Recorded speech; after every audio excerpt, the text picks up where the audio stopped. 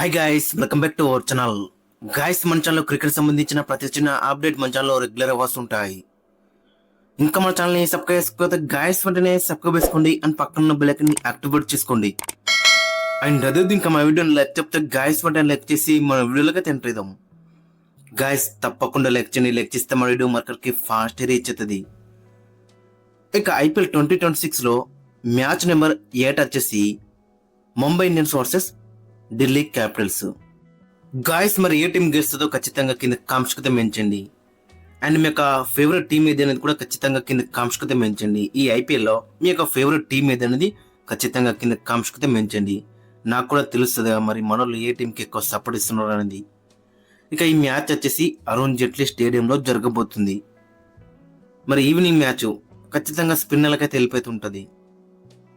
Delhi Capitals దగ్గర best spinners ఉన్నారని చెప్పుకోవచ్చు. అక్షర్ పటేల్, కుల్దీప్ యాదవ్, విప్రాజ్ నిగమ్. ఇక్కడ మొత్తం 97 మ్యాచ్లు జరిగినాయి ఐపీఎల్లో. దాంట్లో ఫస్ట్ బ్యాటింగ్ వేసి 46 సార్లు గెలిచిళ్ళు, సెకండ్ బ్యాటింగ్ వేసి 48 సార్లు అయితే గెలిచిళ్ళు. ఒక మ్యాచ్ నో రిజల్ట్ గా ముగిసింది, 2 మ్యాచ్లు టై అయినాయి. ఆవరేజ్ ఫస్ట్ ఇన్నింగ్స్ స్కోర్ చూసుకుంటే 174 అవుతుంది.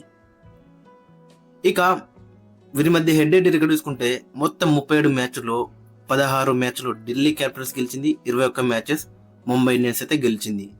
హెడ్ పరంగా చూసుకుంటే ముంబై ఇండియన్స్ కి చాలా అంతర అప్పర్ ఎండ్ అయితే ఉందని చెప్పుకోవచ్చు.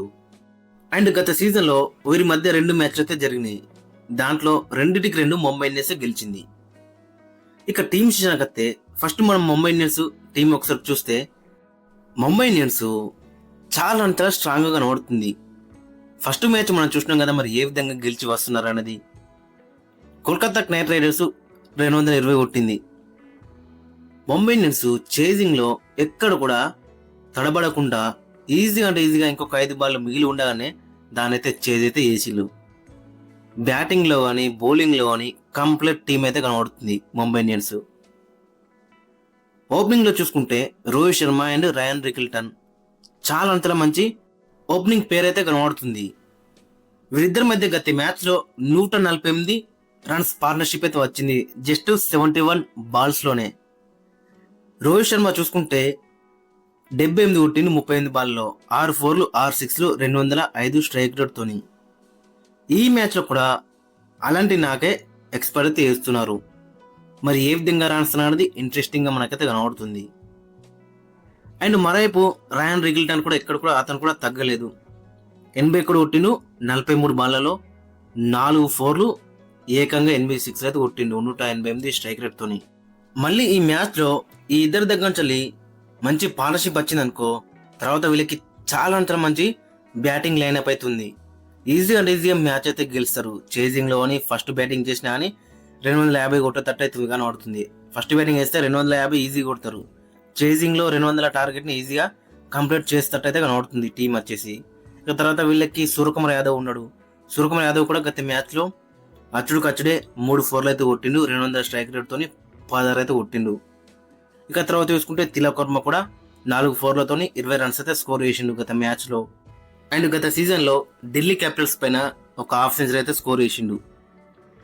ఇక తర్వాత హార్దిక్ పాండ్యా కూడా కనబడుతున్నాడు. హార్దిక్ పాండ్యా కూడా గత మ్యాచ్ లో 3 4లు అయితే కొట్టిండు, 18 రన్స్ అయితే స్కోర్ చేసిండు. ఇక తర్వాత వీళ్ళకి నమన్దీర్ ఉన్నాడు. చాలా అంతలా డేంజరస్ బ్యాటింగ్ లైనప్ అయితే కనబడుతుంది. ఇంకా షెర్ఫన్ రూథర్ఫర్డ్ గత మ్యాచ్ ఇంకా అతనికి బ్యాటింగ్ రాలేదు. తర్వాత షార్దుల్ ఠాకూర్ ఉన్నాడు. ఇంకా బెంచ్ మీద అక్కడ చూసుకుంటే చాలా మంచి బెంచ్ స్ట్రెంత్ అయితే కనబడుతుంది వీళ్ళకి. విల్ జాక్స్ ఉన్నాడు, మిచెల్ శాంట్నర్ ఉన్నాడు, కాబిన్ బోష్ ఉన్నాడు. ఓవరాల్ గా టీం చూస్తే మాత్రం చాలా డెడ్లీగా కనబడుతుంది. ఇక బౌలింగ్ లో చూసుకుంటే ట్రెంట్ బోల్ట్ గత మ్యాచ్ లో 9.5 ఎకానమీతోని 38 రన్స్ అయితే ఇచ్చిండు, ఒక వికెట్ కూడా తీయలేకపోయిండు. హార్దిక్ పాండ్యా ఒక వికెట్ తీసిండు లాస్ట్ లో, బట్ కొంచెం ఎక్స్పెన్సివ్ గా కనబడుతున్నాడు. గజన్ ఫారు 4 ఓవర్లకు 51 రన్లు అయితే ఇచ్చిండు. గజన్ ఫార్ ప్లేస్ లో ఖచ్చితంగా మిచెల్ శాంట్నర్ ఈ మ్యాచ్ ఆడే ఛాన్స్ అయితే ఎక్కువ కనబడుతుంది. తర్వాత జస్ప్రీత్ బుమ్రా చాలా బెటర్ బౌలింగ్ అయితే వేసిండు. వికెట్స్ రాకున్నా అని తను వేసిన ఆ స్పెల్స్ అనేది చాలా క్రూషియల్ అని చెప్పుకోవచ్చు. ఇక Shardul Thakur player of the match గత మ్యాచ్ లో 3 క్రూషియల్ వికెట్లు తీసుకున్నాడు. ఇక మ్యాక్ మార్కండే కూడా కొంచెం ఎక్స్పెన్సివ్ గా అయితే ప్రూవ్ అయిన 1 ఓవర్ వేసి 16 రన్లు అయితే ఇచ్చిండు. ఇక వీళ్ళ యొక్క ప్లేయింగ్ లైన్ మనం చూసుకుంటే ఈ మ్యాచ్ లో Rohit Sharma and Ryan Rickelton opening లో బరిలోకి దిగుతారు. 3లో సూర్యకుమార్ యాదవ్, నెంబర్ 4లో తిలక్ వర్మ, నెంబర్ 5 వచ్చేసి హార్దిక్ పాండ్యా, నెంబర్ 6లో నమందీర్, నెంబర్ 7లో విల్ జాక్స్ గిట్ట వస్తే అతను ఆడతాడు, లేదనుకుంటే ఇట్లా షెర్ఫన్ రూథర్ ఫోర్డ్ తోనే కంటిన్యూ అయ్యే అవకాశం అయితే మనకు కనబడుతుంది. ఇక 8లో మిచెల్ శాంట్నర్, 9లో షార్దుల్ ఠాకూర్, 10లో ట్రెంట్ బోల్ట్, 11లో జస్ప్రీత్ బుమ్రా, ఇంపాక్ట్ ప్లేయర్ గా మయాంక్ మార్కండే. ఓవరాల్ గా టీం మాత్రం చాలా మనకి బెటర్ కనబడుతుంది. బ్యాటింగ్ లో చూసుకుంటే శార్దుల్ ఠాకూర్ నెంబర్ 9లో అయితే వస్తున్నాడు. అక్క రాఘవిలకి బ్యాటింగ్ డెప్త్ అయితే కనబడుతుంది. ఇక బౌలింగ్ లో కూడా టూ మనీ ఆప్షన్స్ అయితే కనబడుతున్నాయి. ఇక మరోవైపు ఢిల్లీ క్యాపిటల్స్ విషయానికి వస్తే గిట్ట ఫస్ట్ మ్యాచ్ వీళ్ళు లక్నో సూపర్ జైంట్స్ తోనే ఆడేళ్ళు. Lucknow super giants first batting చేస్తూ వాళ్ళని 141కి ఆల్అౌట్ అయితే చేసిళ్ళు. అండ్ బ్యాటింగ్ లో చూసుకుంటే ఆ ట్రిక్కీ పిచ్ లోనే చాలా మంచిగా చేజ్ చేసిళ్ళు. ఇంకొక 3 ఓవర్లు మిగిలి ఉండగానే ఆ చేజ్ని అయితే కంప్లీట్ అయితే చేసిళ్ళు. మెయిన్గా చూసుకుంటే వీళ్ళ బౌలింగ్లో వచ్చేసి చాలా మంచి ప్లేయర్స్ అయితే కనబడుతున్నారు.